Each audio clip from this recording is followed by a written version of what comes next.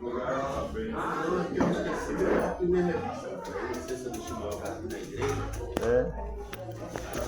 Ronaldo.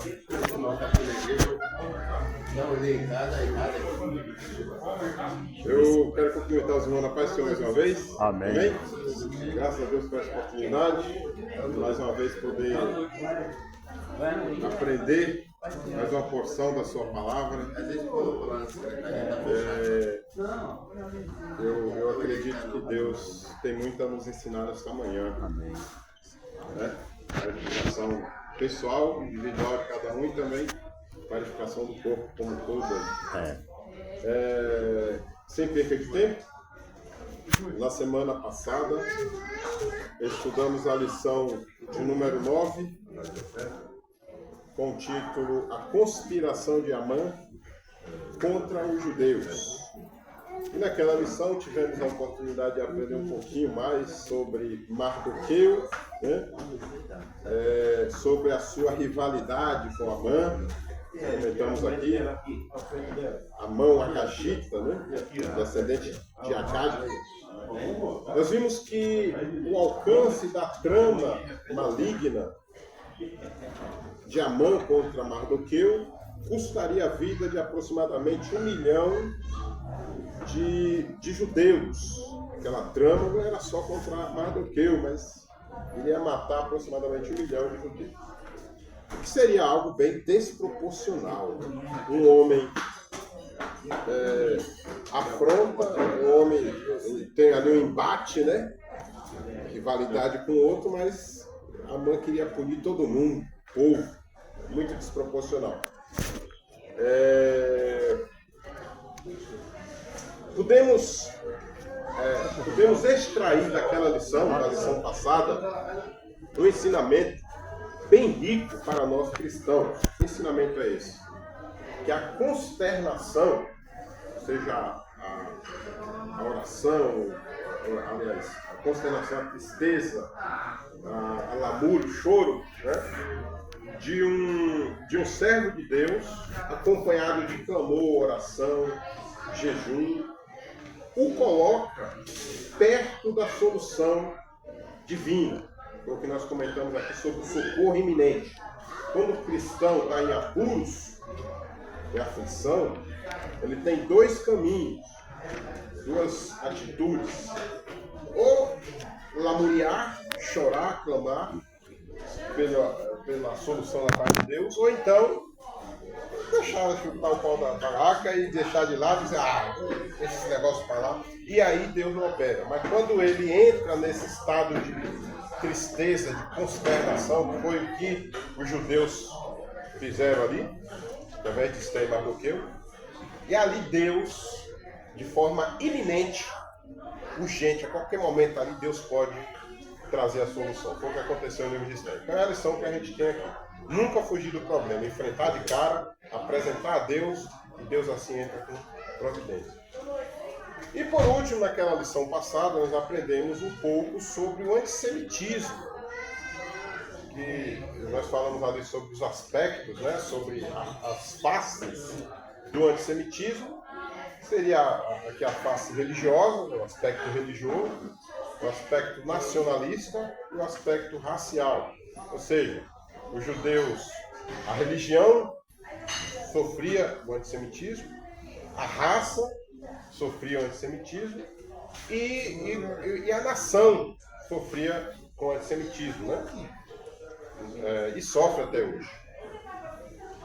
A lição de hoje traz como tema o plano de livramento e o papel de Esther, né? Se na semana passada nós discorremos bastante sobre a pessoa de Mardoqueu, a conspiração ali que ele descobriu e tal, nessa semana a gente vai enfatizar mais, não só ela, mas nós vamos enfatizar mais a pessoa de Esther, né? São 2 aulas aí individuais sobre cada um dos personagens. Esse texto áureo de Isaías 64:4 é autoexplicativo. Diz assim: porque desde a antiguidade não se ouviu, nem com os ouvidos se percebeu, nem com os olhos se viu, um Deus além de ti, que trabalhe para aquele que nele espera. Então, esse texto não é um texto autoexplicativo, não necessita assim, de uma interpretação para que a gente possa entendê-lo melhor, né? Ele auto se explica. É uma verdade inegável para aqueles que conhecem a história, sobretudo a história de Israel. Quando a gente lê a história de Israel, a gente vai entender que, de fato, desde a antiguidade não se ouviu, nem com os ouvidos se percebeu, nem com os olhos se viu, um Deus além deste Deus Criador, Deus Javé, né? Senhor, que trabalha para aqueles que nele esperam. Nós vimos outros falsos deuses com letra minúscula, mas que todos, ao longo do tempo, foram destruídos, vencidos, ficaram pelo caminho. Mas esse, desde a antiguidade, continua sendo o mesmo. Então, é uma verdade inegável para aqueles que acreditam no que ouviram acerca deste Deus, não se pode negar. É uma verdade inegável também para aqueles para os que não apenas ouvem, mas para aqueles que servem a esse Deus. Quem serve a este Deus jamais pode negar que esse é um Deus único, né? Esse espera aqui, ele pode ser substituído por confia. Aqui quando finaliza o versículo, né, que ele trabalhe para aquele que nele espera, para aquele que nele confia, né? Pode ser essas duas formas de entendimento aqui. Dito isto, verdade prática diz assim: é nos momentos dramáticos da vida que mais aprendemos a confiar em Deus e a depender dele realmente.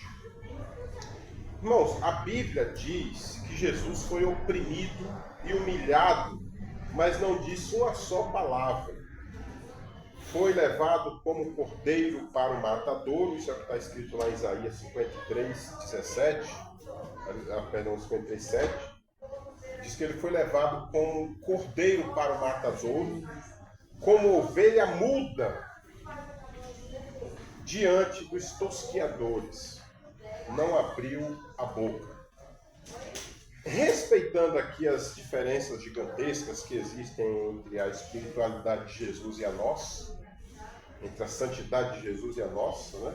Como diz o ditado, guardadas as devidas proporções, precisamos descansar na ideia de que, para o crente, não existe outra solução senão Jesus. Não existe outra solução senão Jesus. O homem não dá jeito para as causas do homem, né? Eles não se auto-resolvem. Tem que ser através da pessoa de Jesus Cristo. E nós não precisamos esperar que esses momentos dramáticos, a semelhança do que aconteceu na vida de Esté, Mardoqueu e o restante dos judeus, nós não precisamos esperar que esses momentos dramáticos que eles cheguem para que assim nós possamos exercer a nossa confiança nesse Deus. Eles acordaram, digamos assim, depois que sofreram a ameaça de conspiração ali, acordaram, começaram a jejuar, fizeram aquela coisa e tal, e Deus respondeu, né, em favor deles. Mas a gente não precisa chegar a esse ponto. A gente pode confiar em Deus, viver essa realidade de confiança constante em Deus, e a gente, de certa forma, né, a gente se livra desses momentos de afronta, né, contra nós. Então, podemos e devemos confiar em Deus desde já. Seguindo aqui o nosso parte introdutória ainda, agora no ponto específico aqui que fala introdução. Leia, irmão Luiz, por favor. Nesta lição estudaremos as atitudes de Mardoqueu e Esté em favor de todo o povo judeu. O decreto do rei estava assinado. A ordem de extermínio havia chegado a todas as províncias. O dia da matança estava definido. Era preciso clamar a Deus e agir sob sua direção. Amém. Bom, nós já falamos de como se deu todo o processo até aqui, né? E devemos entender que tudo foi divinamente orquestrado, planejado e determinado dentro de um decreto de Deus, né? De um previsto da parte de Deus. Tudo que aconteceu no livro de Esther, envolvendo ali todos esses personagens, tanto Assuero, Vasti, Amã, quanto Mardoqueu, Esther, e tudo isso, essas pessoas envolvidas, tudo aconteceu dentro de um decreto divino, dentro de uma permissão divina, né? E a gente percebe isso claramente ao ler o livro de Esther. A deportação da rainha Vasti, e Esther sendo colocada no seu lugar, a resistência de Mardoqueu a Amã, as conspirações de Teres e Bigtã contra o rei, que foram desmascaradas ali, né, denunciadas pelo Mardoqueu, e a própria conspiração de Ramã contra os judeus, que a gente deu na última aula aqui, né, deixou meio que em aberto para resolver. A gente descobriu a conspiração, mas como que se deu como que a solução aconteceu, é o que a gente vai ver nessa aula de hoje, né? Então, tudo isso, irmão, foi orquestrado, planejado, desenvolvido pelo próprio Deus. Não teve nada aqui que Deus surpreendeu, não, tem que dar um jeito, né? Usar ali o plano B, digamos assim, não. Tudo dentro de uma cronologia divina. Então, na lição passada, nós vimos que essa conspiração ela foi impedida, não foi levada à frente. Mardoqueu descobriu. E nessa lição estudaremos como Mardoqueu e Esther se comportaram para impedi-la. Na lição passada ela foi detectada, foi impedida, né, de certa forma, e iniciou ali um processo, um plano, né, para desmontá-la completamente. Quais foram as atitudes deles para desfazer aquele intento maligno? Então é o que a gente vai ver nessa lição de hoje. E começando aí pelo ponto número 1, lamento, choro e compadecimento. Lamento, por favor, choro e compadecimento. Mardoqueu não escondeu seu abatimento. Um quadro trágico produziu nele um profundo lamento. Do palácio, Esther soube da crítica à situação do primo e compadeceu-se, mas não sabia os motivos. Sua atitude foi enviar roupas para vestir Mardoqueu, que as recusou. Esther precisava saber o que estava acontecendo de tão grave. Então enviou o ataque, um dos eunucos, para perguntar a Mardoqueu por que agia daquele jeito. Mardoqueu não estava apenas querendo chamar a atenção de Esther. Seus sentimentos eram sinceros, assim como de todos os judeus das províncias diante da ordem de matança emitida pelo rei. Mas também era preciso que a rainha soubesse de tudo o que se passava. Compartilhar nossos sentimentos com as pessoas certas é necessário nos faz bem. Em um momento de profunda agonia, Jesus abriu o coração e rogou aos seus discípulos que não o deixassem só. Amém. Obrigado. Bom, a grande ironia aqui é saber que Esther estava dentro do palácio sem ter conhecimento do que se passava ali no palácio. Ela estava dentro do palácio, mas não sabia, né? Os judeus por fora dela estavam tudo se lamentando, chorando nas províncias distantes do palácio, e ela ali no palácio ainda não sabia, né, do que estava acontecendo no próprio palácio. Fora dele, praticamente todos os judeus já se lamentavam da notícia, mas Esther ainda não sabia de nada. Afinal, o que estava acontecendo com Esther? Me parece que Esther vivia em um mundo bem pequeno, né, de poucas informações, de poucas comunicações, né, de pouco contato humano, não se relacionava livremente com as pessoas mais simples e populares ali do reino, né?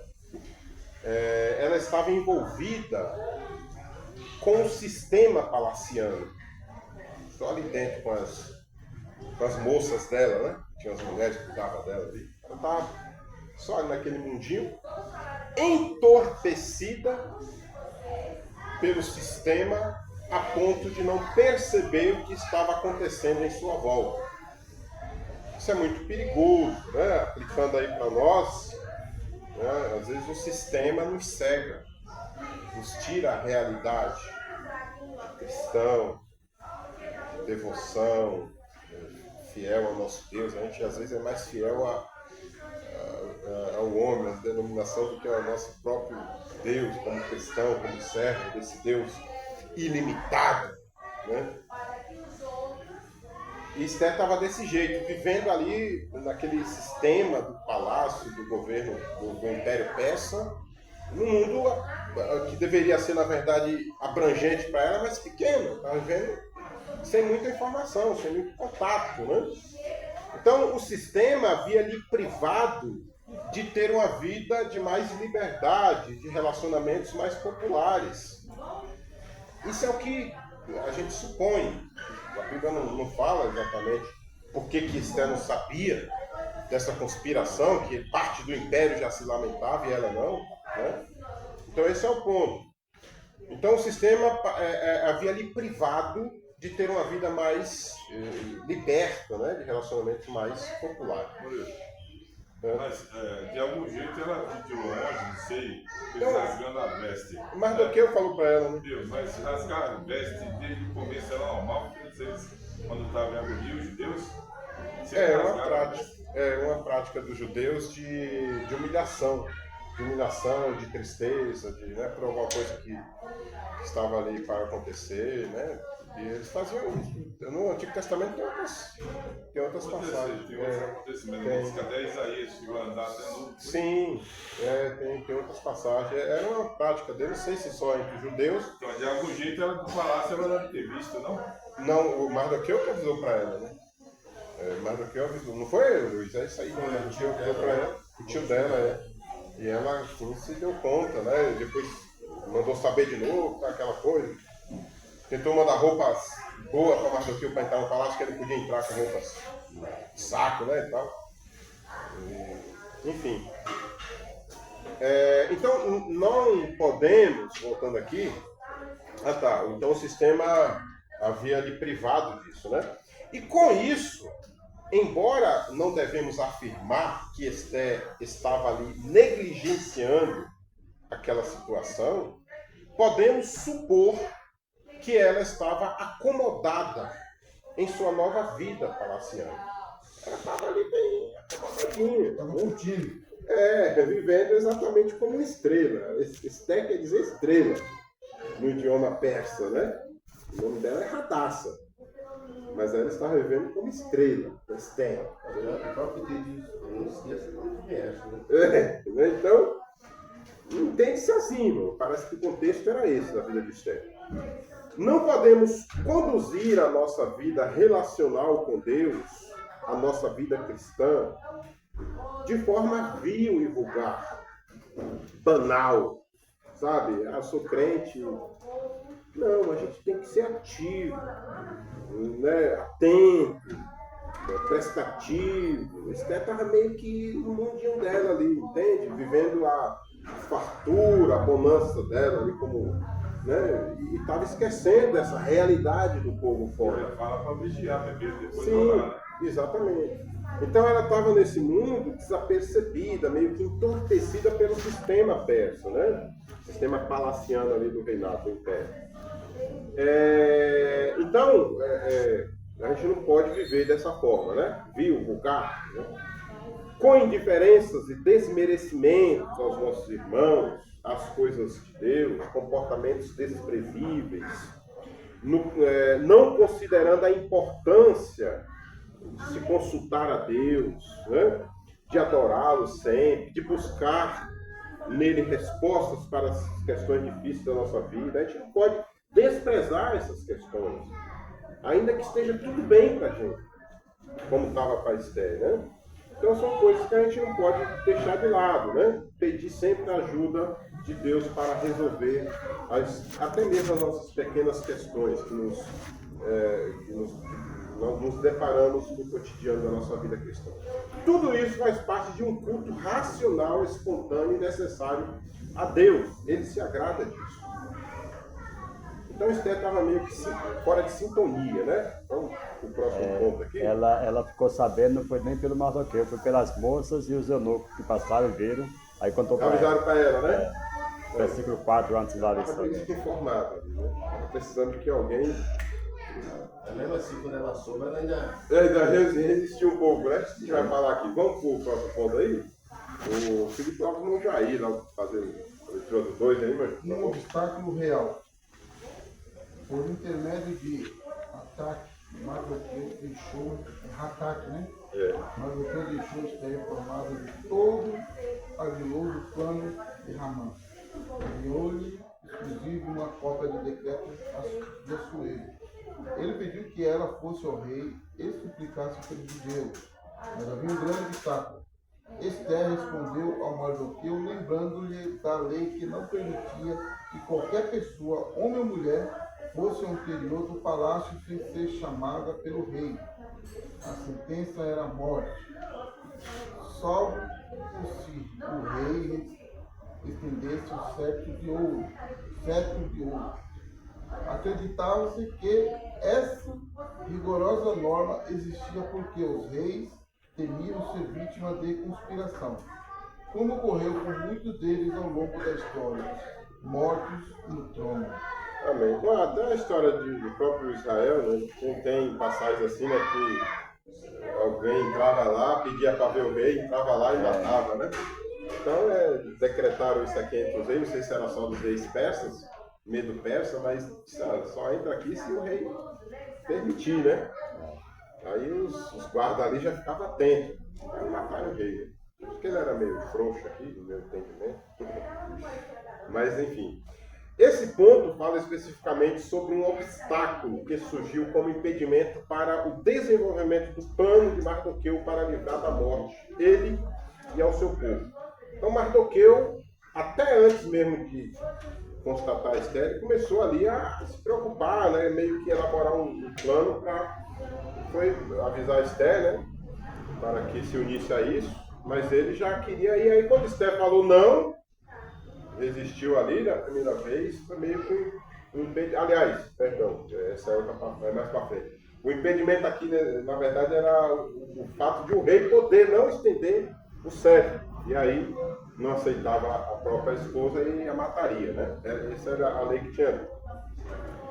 Essa barreira era, em tese, o próprio rei, ou melhor, um decreto que os reis persas haviam criado em busca da sua própria segurança. Eles faziam isso pela própria segurança. Nós dissemos aqui, na semana passada, e já até repetimos isso hoje aqui no início, que a consternação de um servo de Deus, choro, lamento, tristeza, né, o coloca perto da bênção, perto da solução divina. No entanto, eu preciso deixar aqui um ponto de interrogação. Será que Esther de fato corria risco de vida ao aparecer diante do rei sem ser chamada? Será que ela realmente corria risco de vida? Em outras palavras, havia necessidade de todo aquele jejum e clamor, de todo aquele lamento por parte dela, de Mardoqueu e dos judeus? Se essa era a vontade de Deus, vou concluir melhor. Visto que podemos afirmar que esse era o plano de Deus, salvar o seu povo por meio de uma judia que ele mesmo colocou na posição de rainha de um império com esse propósito.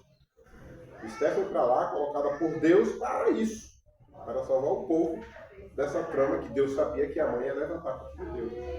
Aí eu pergunto, precisaria todo aquele jejum, oração para executar o que Deus... Entende a questão, gente? Se tiver dúvida, pergunte. Eu estou colocando aqui para o irmão. Era algo que ia acontecer, que Deus que determinou daquele jeito, mas não obstante a isso, né? Esther e Mardoqueu e os judeus precisaram se envolver com choro, tristeza, lamento, para que isso fosse impedido. Mas era algo que Deus ia fazer. Entende? Então a pergunta aqui é, será que de fato Esther seria rejeitada pelo rei? Se essa era a vontade de Deus? Eu acho que o problema é que a gente não sabe o resultado final. Sim. Às vezes Deus não fala pra gente. Então E- a gente faz coisas achando que o que a gente está fazendo é influenciar, Aham. vai mudar alguma coisa. Mas no resultado final só Deus sabe. Só Deus sabe. Quer dizer, nas perspectivas de Deus não precisava. Na nossa, sim. Eu creio que ao orar a Deus, Deus colocou no coração dela a estratégia. Foi um sacrifício de jejum. Através disso aí, Entendi. eu creio que Deus colocou no coração No dela. coração dela. Pode ser com Abraão. Abraão fez aquele esforço de pegar aquela menina de 25 anos também. H. O esforço que ele fez. Mas foi punido por isso, né? Mas Ele não era a vontade de Deus, né? Ele sabia que Deus ia dar, mas ele não sabia como, aí... Achou que queria ajudar a Deus. Quis antecipar. Agora, aí no caso da Esther, Deus ia fazer, mas ela não sabia. Sim, é o que o irmão Rogério falou. O povo está tramando uma coisa. Em compensação, quando ele foi oferecer Isaac, ele falou para o empregado dele: nós vamos ali e voltaremos. Ou seja, ele ia fazer o sacrifício, sabia que ia voltar. Sabia que eu vou. Falou no plural, né? Voltaremos. Então aqui eu fiz essa pergunta, né? Tinha como dar errado? Tinha como dar errado, né? Ele mesmo colocou a rainha lá para que acontecesse essa salvação dos judeus, mas o povo entrou em pânico e tal, e tinha um professor meu que dizia assim: no céu não há pânico. O pânico é só aqui na terra. A gente fica, mas no céu não tem pânico, né? Sabe o que eu acho, bem simples, né? Que todas essas ações nossas, piedosas, que o homem realiza, né? De pedido de socorro a Deus, de busca por um escape, orando, jejuando, se lamentando e tudo mais, tudo isso que a gente faz, né? Isso só mostra e prova a necessidade de uma vida relacional que devemos ter com Deus. Deus já sabe o que vai fazer e vai fazer, independente se eu quero ou não. E eu não sei. E eu preciso, por exemplo, o pastor, esqueci o nome dele, bem, eu citei ele recentemente. Ele fala que a coisa mais sem sentido que existe é a oração. Você chega diante de Deus e fala tudo que Deus sabe. E você ainda corre o risco de falar errado. Deus diz assim: não é isso, não. Você está me pedindo isso, mas não é isso que você quer. Você está falando que fez isso, mas não é isso que você está sentindo. Deus sabe tudo. Aí ele fala assim, em outras palavras, que a coisa mais sem sentido é você apresentar a Deus alguma coisa que ele já sabe mais do que você. E você tem que chegar ali e se expor a Deus. E né? tem mais, pode ser que ele conceita aquilo ou não. Não, mas por que isso é necessário da nossa parte? Porque Deus quer que nós nos relacionemos com Ele. Então, toda essa coisa que os judeus tiveram aqui, esse choro, né, era necessário para que os judeus se unissem a Deus e pudessem depois adorá-lo pela providência que ele mesmo já sabia que ia. Ou seja, confessamos as nossas necessidades a Ele. Sim, que ele já sabe, né? Que Ele já sabe, mas Mas a gente a gente precisa. precisa. Paulo falou se aqui relacionar. em Filipenses 4 Paulo fala. 4 e 6, né? Não andeis ociosos por coisa alguma, antes tudo seja o vosso pedido conhecido diante de Deus pela oração. Mas a oração não vem só com pedido, né? É súplica e ações de graça, já com agradecimento, né? Sim. Certo da vitória, porque Uhum. então Deus já sabe que... Exatamente. Então irmãos, eu vejo dessa forma. A gente ora a Deus, não para que Deus ouça a nossa oração e realize aquilo. É para que nós mantenhamos esse relacionamento de filho e pai, familiar. Né? Porque se... mais para frente eu vou voltar nessa questão de uma forma diferente, só para a gente mostrar um risco nisso tudo. A gente vai mostrar um risco nisso tudo. Né? Mas vamos pular aqui, até por causa do tempo, para não perder muito tempo. Então, só para concluir aqui, ó, isso é o que Deus espera de cada um de nós, né? Uma necessidade de uma vida relacional. Deus não é um Deus apenas de resolver problemas, de conceder bênçãos. Deus quer relacionamento. Ele não se alegra quando você simplesmente obedece o que ele quer. Ele se alegra quando você se relaciona com ele. O chama de pai, o convida para a sua vida cotidiana, quando vive esse relacionamento. Né? Imagine você ter um filho que você ama, mas o filho só chega para você para pedir as coisas. Pai, eu quero isso, me dá isso, não sei o quê. Não lhe chama de paizinho, não lhe fala que lhe ama. É muito ruim isso. É interessante quando o discípulo perguntou para Jesus, né, como devemos orar. Uma oração tão simples, né? Assim, Que ele ensinou, uma Pai oração nosso, tão que está no simples. céu. Reconhecer a paternidade. O Pai é nosso, né, meu sol. Fala de um amor fraternal. Acho que uma coisa assim, mais de repente você vê, vamos fazer uma oração, vai passar meia hora orando, depois termina orando, se falava, ficou implicado, e o cara meia hora, 25. Oração, você orou 3 palavras, você já sabe o que é que você quer. Sim. Porque eu já orei para uma criança, não orei mais que 3 segundos e disse mais para ele, olha, amanhã de 5 horas ele está de pé, ele está com a cabeça e a perna. Eu tive 3 vezes com o médico do hospital e eu orei por ele, só disse, olha, se amanhã eu só não levanto ele agora porque ele está dormindo, mas amanhã de 5 horas, 5 horas estava no terraço assim, só está só a cabeça e as pernas. Eu estava de pé. É uma fé, né? Não precisa de orar meia hora, diz hora, todo mundo pode orar, vai orar meia hora. Amém. Vamos para o 3, então, autoritarismo e morte. Vai, Moisés, por favor. Autoritarismo e morte. Ponto 3. Autoritarismo e morte. O que Assuero temia sobreveio. Foi assinado por um dos oficiais do palácio em 465 a.C., 8 anos depois do episódio narrado no livro de Esther. 2 dos seus guardas, aliás, já haviam tramado sua morte. Anos antes, decisão autoritária produzia muito inimigo e muitos dictadores tiveram morte drástica, por vezes nas mãos de seus ex-súditos, como aconteceu na história recente com o ditador líbio Godfrey.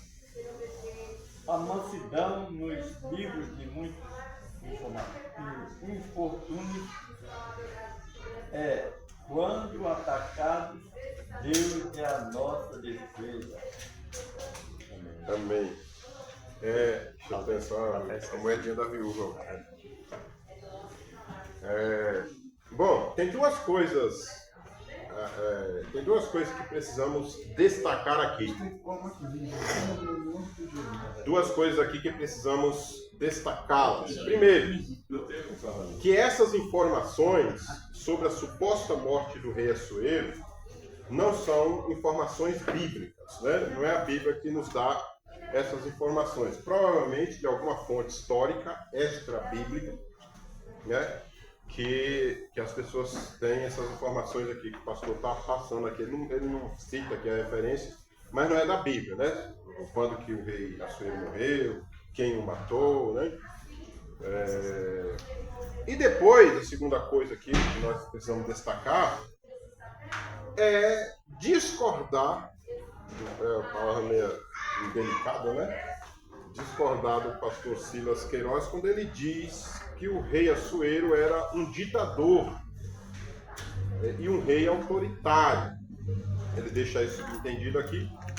Pelo menos a Bíblia não nos passa essa ideia. Né, Não era não? Não, a Bíblia não passa essa ideia para a gente. Pelo contrário, às vezes ele nos deixa uma impressão de alguém frouxo, alguém que precisava de uma opinião. Hoje nas minhas andanças foi bom, eu aprendi assim. Sim. Ele era.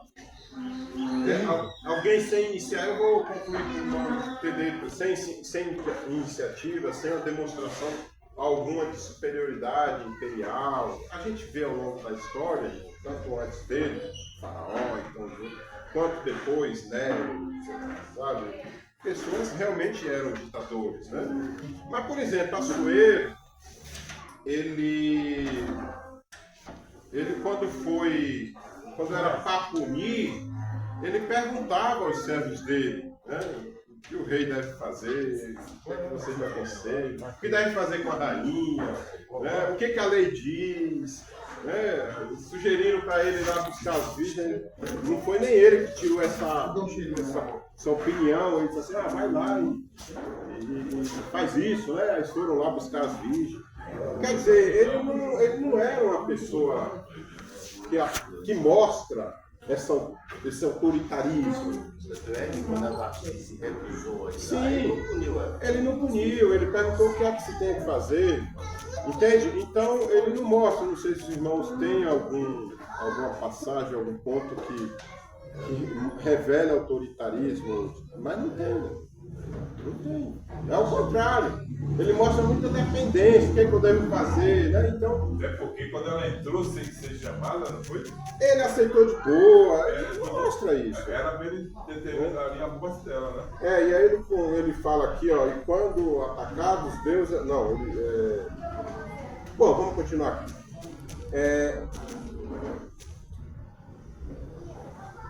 Ele não mostra ele não nos dá essa impressão de autoridade, né? Mesmo sendo imperador. E uma terceira observação que devemos fazer, né, porém sem tanto destaque assim, né, é quando o pastor Silas diz que a mansidão, né, ele fala aqui que a mansidão está aqui, quase no finalzinho, né, a mansidão nos livra de muitos infortúnios. Não devemos confundir mansidão com frouxidão. O que parece, no meu ponto de vista, que o rei era mais frouxo do que manso, né? Medroso, meio que. É essa a impressão que fica desse rei para mim. Lendo assim a Bíblia e observando ao longo dessas lições os comentários que são feitos, né? Não vejo nenhuma atitude de autoritarismo. Né? Uma impressão diferente dessa. Autoritarismo, faz isso, mata, não sei o que, eu não vejo isso. Quando ela se negou na festa, eu achei que ela ia morrer. Então.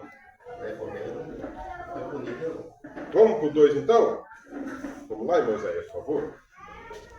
Confiança na província de Minas. A boa evidência de Minas. Esther apresentou a Mardoqueu sua impossibilidade de dirigir-se ao rei. Nos últimos 30 dias, ela não havia sido chamada por Assuero. Mardoqueu não se contentou com a resposta de Esther. Pediu que dissessem a ela que não confiasse em sua posição, por estar no palácio, pois a ordem real era extermínio de todos os judeus, sem exceção. Se Esther não se dispusesse a interceder junto ao rei, Mardoqueu confiava que a providência divina se manifestaria de outra forma.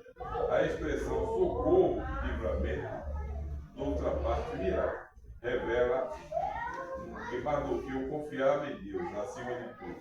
Quando supervalorizamos pessoas, por mais importantes que seja, nos esquecemos que o nosso socorro vem de Deus.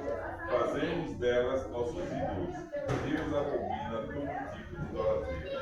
Bom, primeiramente temos que dizer que não sabemos por que o rei Assuero ficou tanto tempo assim sem ter com a rainha, sem ver a rainha, né? Não tem como a gente fazer nenhuma afirmação. Não sabemos também se esse tempo foi sem ter relações com ela, né? Às vezes a Bíblia se refere quando fala conheceu, teve com ela, essas expressões falam se deitar, né? De relações. Então a gente não sabe quanto tempo o rei ficou sem ver a rainha. Aliás, por que ele ficou tanto tempo sem ver a rainha? 30 dias, um mês, né? E também não sabemos se esse tempo foi sem ter relações com ela ou apenas sem tê-la visto. Sem tê-la visto. Né?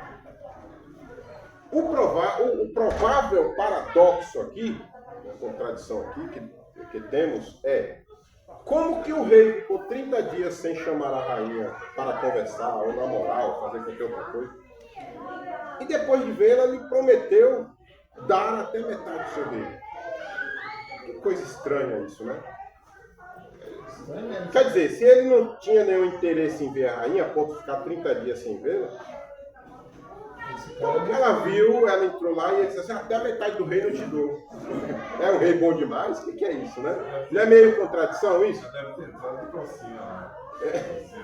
É meio paradoxal, né? Você imaginar isso, O né? cara, quando viu, Né? Ou então ela pegou. E eu coloquei aqui algumas possibilidades. Amor versus timidez. Ele amava muito, mas era tímido a ponto de chamá-la. Não tem isso. Você ama muito, mas você não tem timidez para. Não é aquela pessoa solta para chegar. E de repente ele estava nesse impasse aí, né? Ou isso era apenas uma expressão hiperbólica, uma hipérbole, um exagero. Até metade do reino te era só uma expressão hiperbólica. Pede o que você quiser que eu te dou qualquer coisa. Não era metade do reino, literal. Pode ser isso, alguns estudiosos sugerem que Mas seja eu tinha que tomar cuidado com essas coisas, né? Porque a palavra naquele tempo tinha muito valor. então, mas se fosse uma expressão, isso era incompreensível de todos, né? Até metade do reino eu te dou é uma expressão, né, que se usava e eles entendiam isso, né? A mulher não sabia que aqui era metade. Né? Na época não tinha acesso. Não tinha nem noção da grandeza do rei. E Né? eu também, eu tenho uma opinião assim. Quando ele recebeu ela lá e falou que dava metade do reino, eu acho que ele tinha informação, na minha opinião, do comportamento dela lá dentro do palácio. Comportamento de honestidade, comportamento de eu chamo, andar dentro do palácio.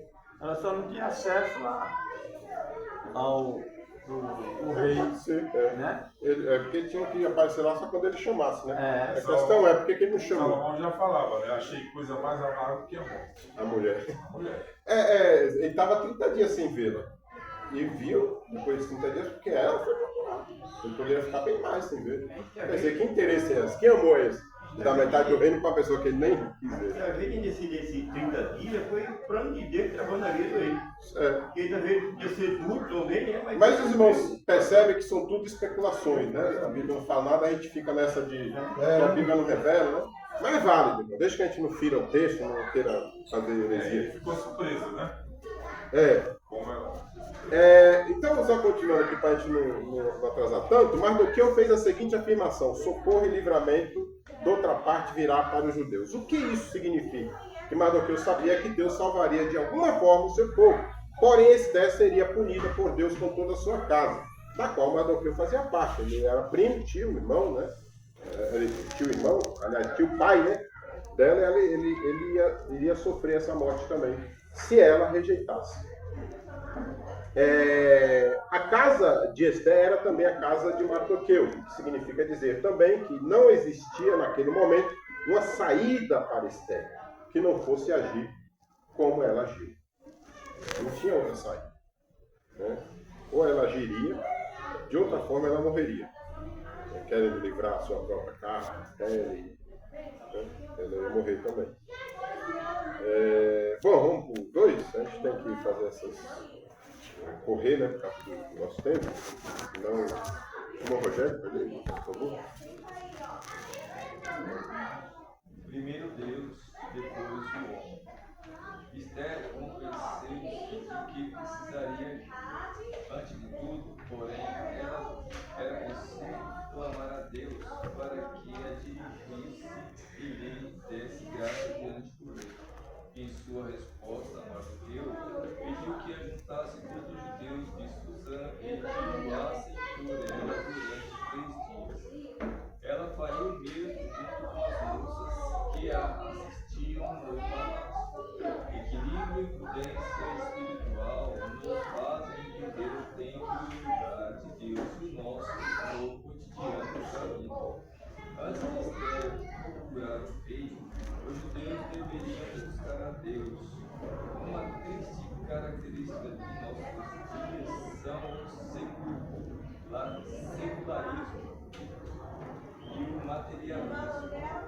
Inspirados no ateísmo, rejeitam e negam as realidades espirituais e veem o homem como senhor de sua existência e de seu destino, como a medida de todas as coisas. autoconfiança e soberba humana são de origem maligna. Amém. Essas duas filosofias, né, vamos dizer assim, secularismo e materialismo, é o que atinge hoje fortemente a igreja. Né?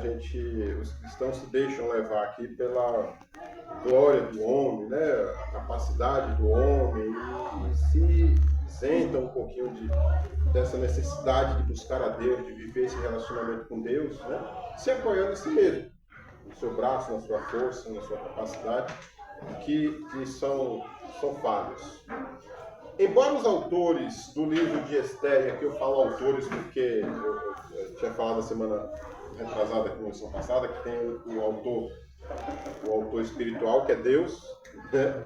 E tem um autor físico, que é o homem, né, que escreveu, por isso que eu falo o autor. Embora os autores do livro de Esther não façam nenhuma referência a termos religiosos, como oração, Deus, arrependimento, salvação, fica óbvio, fica claro que Esther orou, Mardoqueu orou.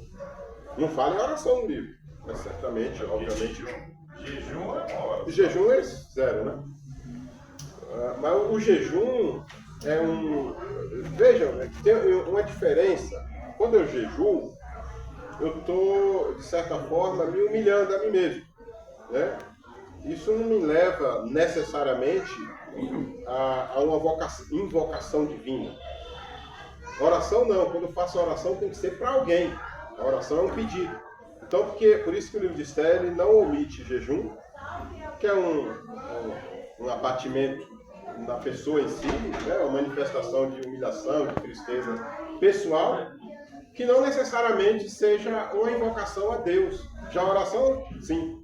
Se o livro de Esther apresenta aqui em alguma parte, dizendo assim, alguém orou a alguém, a Deus. E aí, no caso, Deus entraria em cena no livro de Esther. Como o livro de Esther, o objetivo é não falar em Deus, por isso não fala em oração. Mas é óbvio que Esther orou, né? Mardoqueu orou, e existia muita oração por parte do povo de Deus ali. Lógico, clamor, né? Sobre a mudança repentina de posição da rainha Esther, a princípio ela falou que não. Faz 30 dias que o rei me chama, se eu aparecer lá e ele não estender o cetro, eu vou morrer. Parafraseando aqui, né?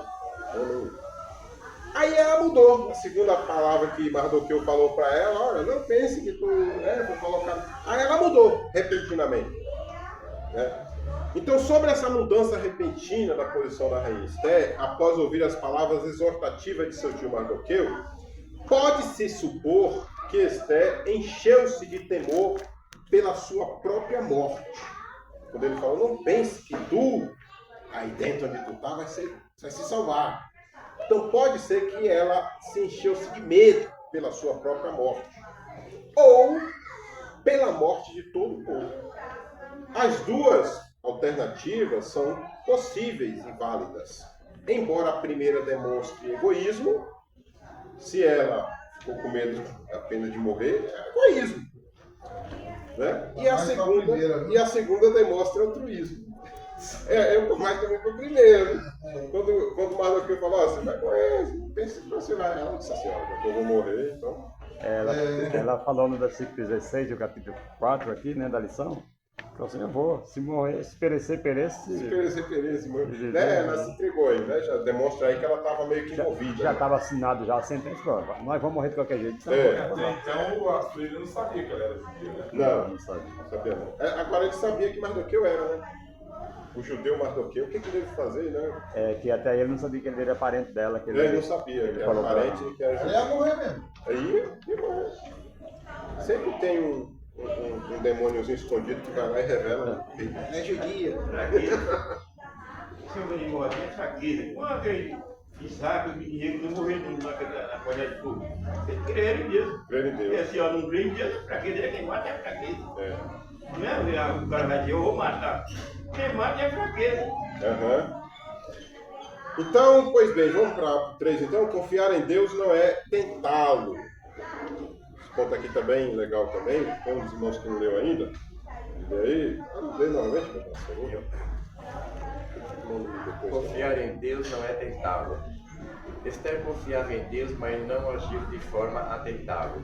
Através do jejum, os judeus pediam a intervenção divina para que o rei aceitasse a presença de Esther e ela alcançasse o que pretendia. Todavia, isso poderia não acontecer. Por isso mesmo, confiando, Esther estava disposta a morrer, perecendo o pereço. Décadas antes da Babilônia, 3 outros judeus haviam demonstrado a mesma fé e disposição. Em nossos dias são difundidas crenças errôneas que acreditam ser possível mandar em Deus e pô-lo na parede. A soberania divina não pode ser desafiada por ninguém. Amém. Bom, somente os tolos tentam ou desafiam a Deus, né? Tentam desafiar ou desafiam a Deus. Só os tolos que não conhecem. Colocar Deus na parede. Que tamanho de parede? Isso é tolice. Eu ouvi certa vez uma definição do tolo, do ignorante e eu acho que do desobediente. Eu achei bem legal, achei bem rica o que eles falaram lá. Como eu já deixei claro sobre o que eu penso, né, sobre a minha posição em relação aos fatos ocorridos no livro de Esther, eu tenho feito isso desde as primeiras aulas, né? Por exemplo, eu não acho que Mardoqueu agiu certo ao levar a Daça para ser esposa do rei. Isso é uma posição que lógico, não é nada que eu criei, mas a gente vai lendo, vai construindo ali um entendimento sobre Uma determinação de todas as vítimas. Então, foi um edito do rei, uma espécie de ordem, que no meu ponto de vista, eu vou falar aqui também, foi exercida de forma brutal, de forma rigorosa. Assim. Foi um convite apenas, você quer vir? Né? Mas o rei em si não fez isso. O rei disse, vão lá e foram. Né? O servo dele foi que foram lá e tem que vir. É bonita, é formosa, é virgem, tem que vir. Entende? Mais ou menos uma determinação dele. Né? Mas vamos lá. Eu não acho que o episódio... Aliás, voltando. Eu não acho que Mardoqueu agiu certo ao levar a Daça para ser esposa do rei. Era uma virgem judia. Se deitar com o rei ímpio. Né? Onde que está a santidade aqui de Mardoqueu?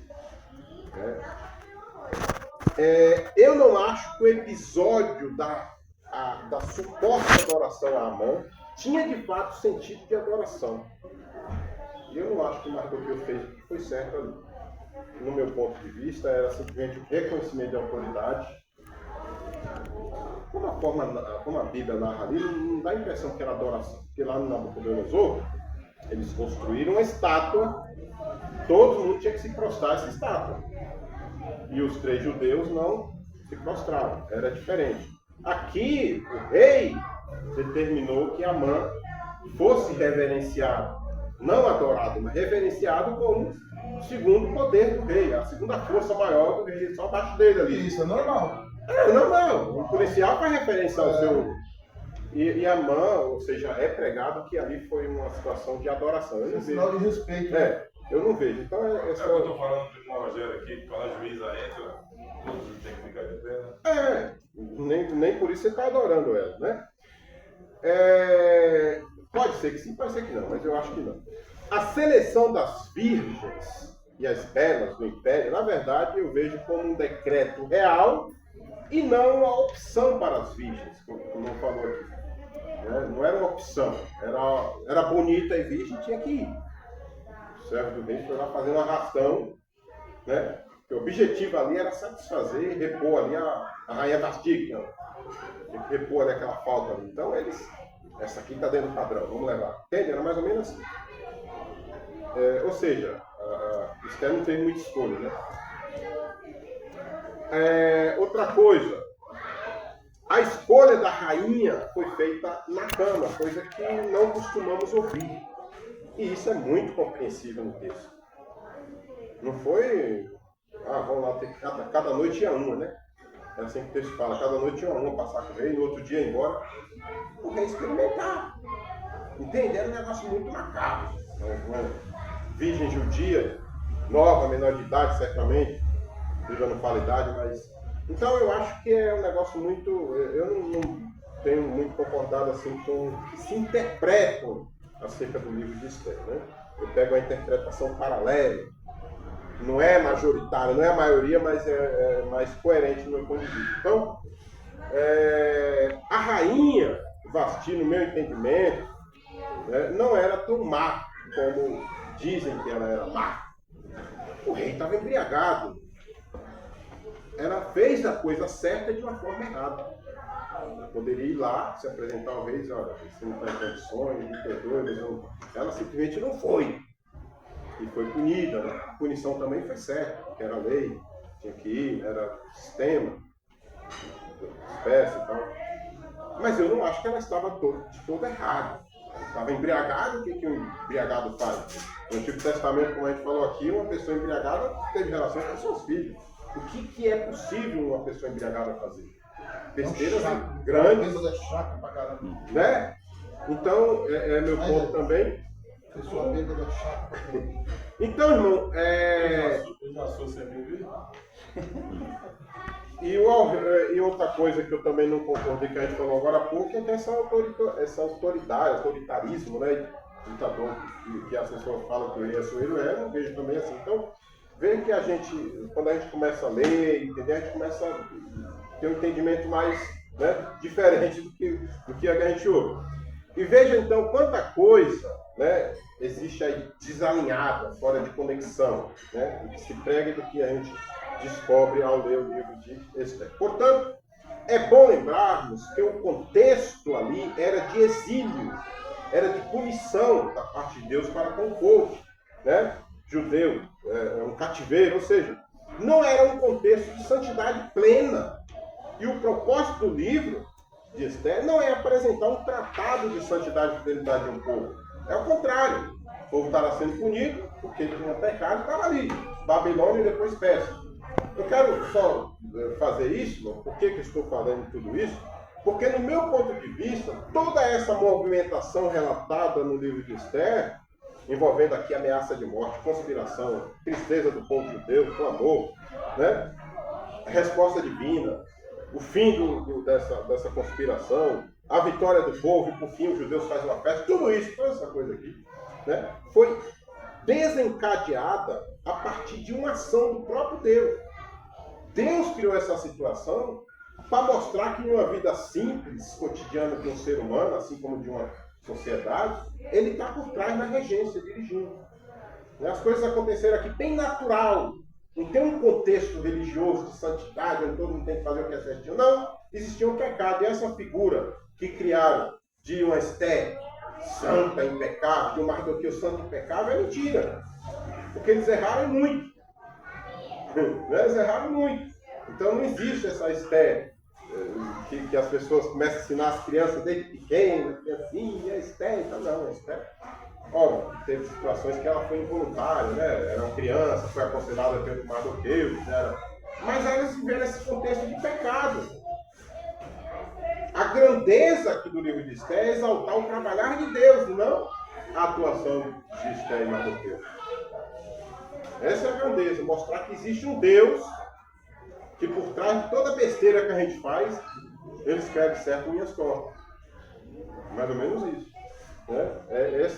Então, uma das dificuldades do livro de Esther em ser aceito ou não, como parte da Bíblia, uma das dificuldades é essa, desconstruir essa figura que se criaram em torno do livro de Esther, principalmente os dois personagens, Mardoqueu e Esther. E a outra, porque ele tem um livro de Deus. Como que o livro vai para a Bíblia se não fala nem de Deus? Então, muitos pais da igreja não aceitaram o livro como um livro autêntico, genuíno, inspirado por Deus, né? Por causa desses dois fatores, principalmente. Então, pulando aqui, 10, 17, está suficiente para a gente resolver, né? Para a gente concluir a lição. Deixa eu ver se eu ia colocar mais alguma coisa aqui, interessante nesse ponto, acho que não. O 2, aliás, o 1, né? 3-1, quem pode ler? É o 2 já, né? Irmão Luiz, né? É 3-2. 3-1. 3-1, né? 3-1. A prudência, preparação e ação, né? Ao decidir entrar na presença de Assuero, Esther estava sujeita a qualquer reação dele quando a visse, vida ou morte. Era um grande desafio, por isso Esther se preparou espiritualmente, emocional e fisicamente. Depois de 3 dias de jejum por sua veste real, ela pôs sua veste real e foi ao pátio interior da casa do rei, diante do salão onde ficava o trono. Sua conduta nos ensina como devemos ser precavidos para tomar atitudes importantes que podem impactar nosso futuro. Mulheres sábias como Esther e Abigail conseguem resolver grandes problemas e evitar muitas tragédias. Por outro lado, imprudências e precipitação podem levar a prejuízos irreparáveis. Bom, aqui nós temos uma bela demonstração de prudência, ainda que pareça isolada por parte de Esther, né? Não é muito comum essa prudência, mas Esther foi prudente aqui, nesse momento. Né? É inegável que ela fez tudo com muita sabedoria e cuidado. É óbvio que Assuero, né, aqui ele não representa Deus, não é uma figura do Deus criador, né? É dito que Mardoqueu prefigura Cristo e Esther prefigura a igreja. Mas Assuero não tem nada a ver com Deus aqui. Né? Pelo menos eu acho que não. Um rei ímpio, como é que vai... Um rei ímpio que se prostituía, que tinha um carente, como é que a gente vai associar Deus a isso? Né? Então Mardoqueu sim é um tipo de Cristo. Esther é um tipo de igreja. Né? Eu acho que é isso. Eu me troquei. Mas é errado a pessoa botar uma errada. A gente não é gente tão vendo o certo. Acha que é errado, o pecador lê isso aí, sentir como é que ele fica. É errado de colocar isso aí.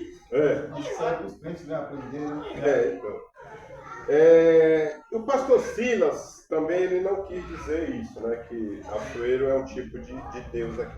No entanto, Esther nos ensina como devemos nos apresentar perante autoridades, né? Perante representações importantes da nossa sociedade, e eu ouso a dizer que até perante Deus ela nos ensina como nos apresentar, né? Com prudência, preparação e ação, né? Fazendo uso aqui dos 3 adjetivos sugeridos pelo comentarista: prudência, preparação e ação. Né? A gente deve também ter esse cuidado em nos apresentar também perante Deus, não só perante os homens. Aqui diz que o preparo de Esther se deu em áreas da sua espiritualidade, da sua emoção e de seu físico. Eu tenho certa dificuldade, aliás, eu não consegui entender esse preparo físico de Esther. Não sei se os irmãos entenderam aqui. O pastor ele fala que Esther, por isso Esther se preparou espiritual, emocional e fisicamente. Espiritual sim, jejuou, né? Emocional sim, tentou as vestes reais, né? Tá escrito aí, né? Resistência de 30 dias de jejum, será isso? Deve ter colocado uma roupa preparou atraente, fisicamente. Né? Uma roupa Eu atraente. olhei para ver se eu vieram fazendo exercício aqui no vídeo, né? Naquela época não existia academia, né? Eu não sei que físico foi esse, né? As vestes não é bem físico, né? Mas Fala que foi a veste real, né? veste real, pode ser. Aparência, no caso. A Bíblia fala. Tá bonita, né? Bom, vamos para o 2 então. Estendendo o cetro. Depois de 30 dias o cara se lembrou, eu fiz mulher. Isaías é danado, pode deixar ele falar à vontade. Estendendo o cetro. Assentado em seu trono, Assuero viu Esther e estendeu para ela seu cetro de ouro. Deve ter sido um grande alívio para o coração, para a corajosa Lídia. Ela se apaixonou e tocou a ponta do cetro, cumprindo o protocolo legal.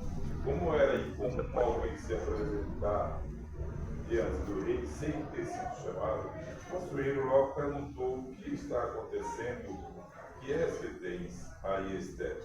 Qual a tua petição? até a metade do reino se te dará. A disposição de vontade do rei foi manifesta com o uso de sua frase, que era comum nessas ocasiões, mas que, segundo os estudiosos, não se interpreta de forma literal. Herodes usou essa mesma expressão. Também, então, essa possibilidade aí de ser apenas uma figura de linguagem, né? O ditado não era literal. Alguns entendem assim. Eu acho que a rainha, como esposa do rei, deveria ser a exceção à regra, né? Se eu não estou equivocado, né? A mulher é colocada por Deus como ser criado mais íntimo do homem. O próprio Deus fala que os dois se tornarão uma só carne, né? Paulo diz que o corpo da mulher é do homem, o corpo do homem é da mulher, ou seja, existe aí uma previsão, se espera da parte bíblica do próprio Deus, dos apóstolos como Paulo, de que os dois sejam mais íntimos do que qualquer outro tipo de filho, sabe? Muito menos só, meu filho.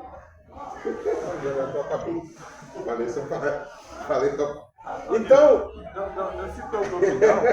Viu? Era curso civil? Escuta, não se preocupe não, que sogro e sogra não é parente. não é parente, Não né? é parente. Depois eu falo besteira. É claro, irmãos, que Assuero não seguia os princípios bíblicos divinos, né? Para levar isso em consideração. Ainda assim, que absurdo não é? A esposa tem que pedir permissão para se apresentar perante o marido. É um negócio muito...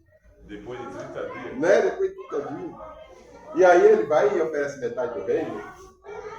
É importante ao cristão reconhecer e glorificar a Deus depois de práticas piedosas, de justiça e busca pela santificação pessoal, tal como pela intervenção divina em situações difíceis da vida. Porém, importante é também reconhecer que Deus não está limitado a agir apenas quando o buscamos.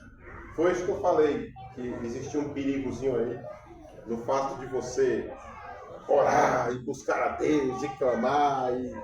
Né? A gente, o ser humano, ele coloca na mente dele que Deus está agindo porque ele buscou. Entende? É uma coisa meio que meritória. Deus só está fazendo isso porque eu busquei. Limita um pouco o agir de Deus. Né? A soberania de Deus.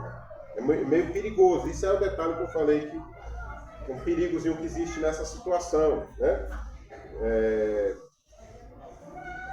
Porém, antes de voltar aqui, é importante o cristão reconhecer e glorificar a Deus depois de práticas piedosas.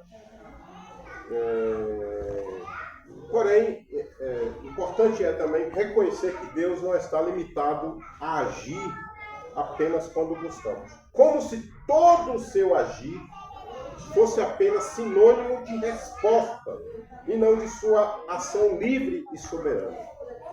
Tudo que Deus faz é uma reação àquilo que o homem faz. Isso não é perigoso demais? O irmão não acha dizer que Deus ele está meio que preso, limitado à ação do homem? Entende? Então a gente ora muito para resolver situações, problemas, dificuldades, a gente ora muito para isso. Não, Deus sabe de todas as coisas, né? Sim. Mas precisa, acho que ele precisa um passo seu para ver o que seria sua atitude. Ele aguarda a sua atitude. Uhum. Mas ele tem poder de Tudo significa a oração. A oração para o crente é a coisa mais importante para o crente é a oração, porque a oração serve para a pessoa buscar. O que é? Azeite. O crente que não ora não tinha azeite. Aquelas 10 dias, que uma tinha as 5 e outra não tinha, porque ela não orava. As 5 dentro tinha azeite porque ela orava. E as outras não tinha. Não tinha. O crente de hoje, se o crente que não ora, não tinha azeite. Ali exalta muito a prudência, né? A vigilância, a prudência. Você está preparado, né? E ela se alegrou quando ele recebeu ela. Quando é, Esther, você fala. quando ela chegou, ele entendeu, aí ela se alegrou. Né? Se alegrou, ele também, né?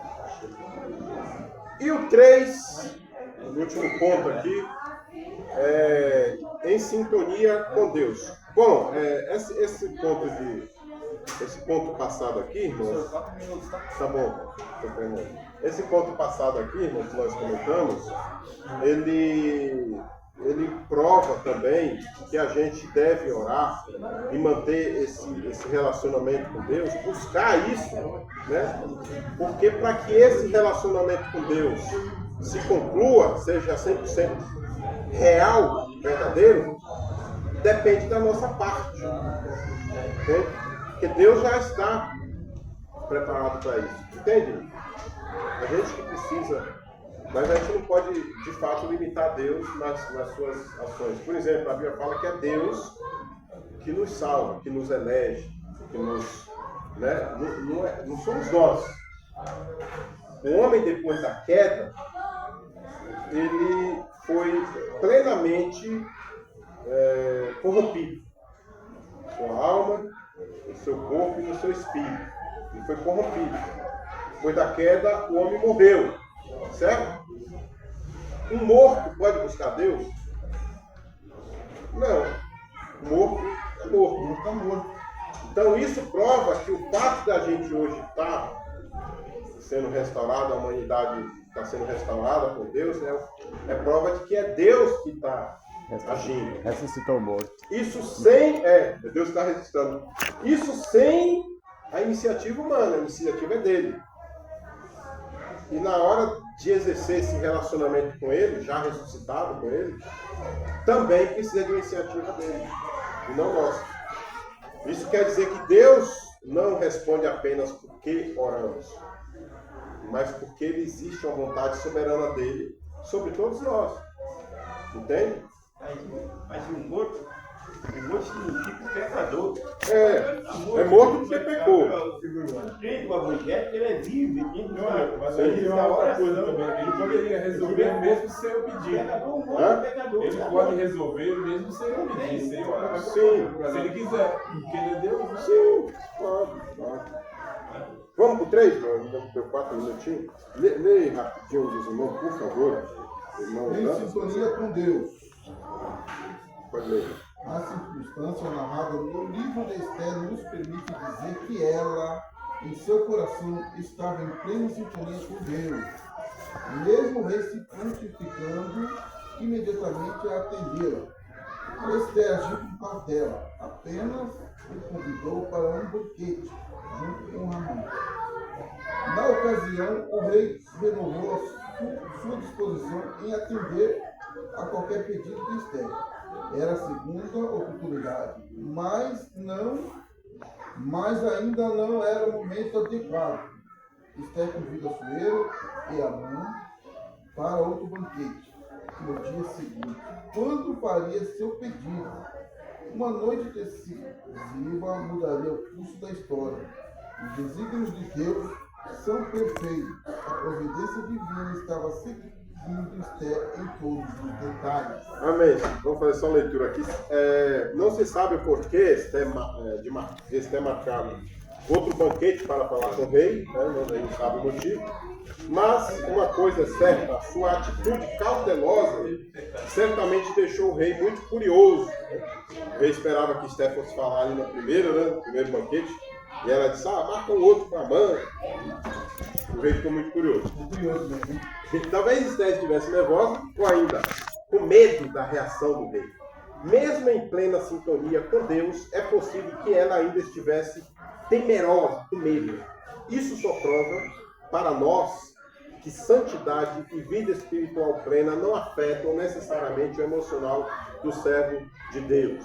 Você pode ter uma vida plenamente em santidade com Deus, uma vida espiritualmente equilibrada, estruturada, e mesmo assim, tem uma oportunidade aqui que começa a tremer. Emoção, né? A emoção sempre vai existir. Eu acho que ela foi muito inteligente. Deixou uma curiosidade no coração dele, assim, plantou uma sementinha ali, né? Amém, irmão? Amém.